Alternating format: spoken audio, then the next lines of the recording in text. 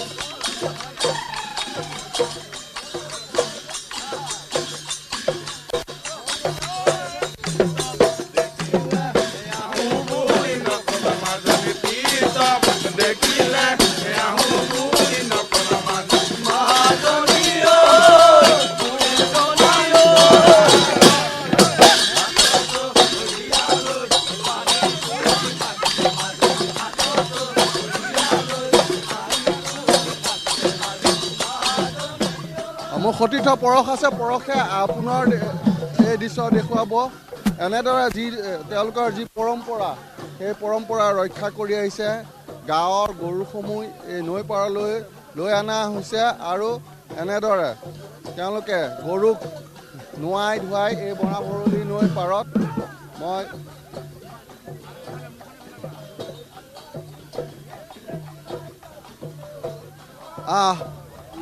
কি ক'ব বাইদেউ, কি ক'ব? ৰঙালী বিহুসকলে আন্তৰিক শুভেচ্ছা জনালোঁ অসমবাসী ৰাইজলৈ। আজি খুব ভাল লাগিছে আহি পেলাই ইয়াতে। এয়া পৰম্পৰা ৰক্ষা কৰিব অকণমান চেষ্টা কৰিছোঁ আমি সমূহ ৰাইজে। এয়াই আৰু নিশ্চয়কৈ এনেদৰে পৰম্পৰাগতভাৱে তেওঁলোকে গৰু বিহু উদযাপন কৰি আহিছে। আমি এই দৃশ্য দেখুৱাইছোঁ তেজপুৰ মৰাভৰলী নৈ পাৰৰ দৃশ্য। পুনৰ বিহুৰ মাজলৈ যাম।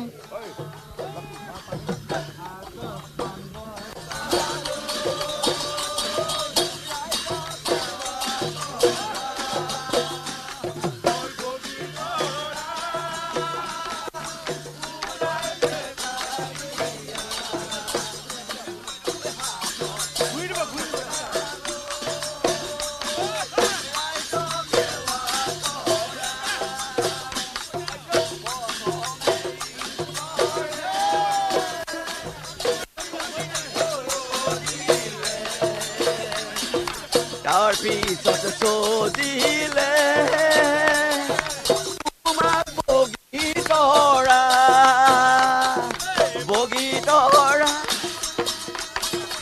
ওলাই দেখা দিয়া হাতত পাণ বটালৈ ৰাইজক সেৱা কৰা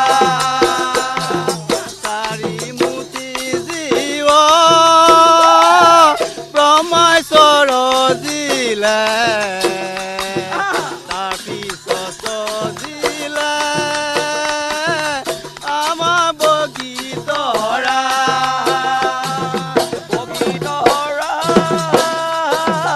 ওলাই দেখা দিয়া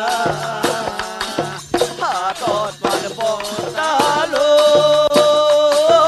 ৰাইজক সেৱা কৰা ৰাইজক সেৱা কৰা।